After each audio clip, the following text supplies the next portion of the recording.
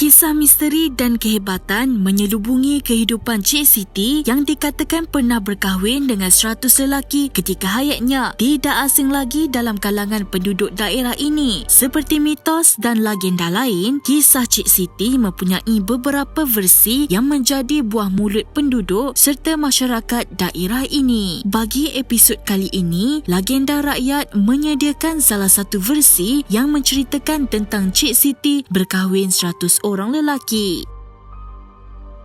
Sejarah dan misteri yang menyelubungi kisah Cik Siti pernah menimbulkan kontroversi kerana ada pihak mendakwa dakwaan terbabit sebagai tidak rasional serta menghina kaum wanita. Cik Siti dikatakan hidup sekitar abad ke-17 iaitu sezaman dengan pemerintahan Sultan Mahmud Mangkat di Julang. Tembioh adalah kampung kedua wanita itu selepas berhijrah dari Riau sehinggalah meninggal dunia bersama suaminya sebelum dikebumikan di kampung itu. Ada juga yang mengatakan beliau berasal dari Kelantan dan sejak kecil menjadi anak angkat kepada keluarga bangsawan Bugis di daerah ini. Beliau dikatakan memiliki paras rupa yang amat jelita sehingga menjadi rebutan ramai jejaka ketika itu. Apabila kisah kecantikan Siti Aminah mula menjadi perbualan dan menarik perhatian lelaki, keluarga angkatnya mulai risau. Mereka bimbang kesucian gadis itu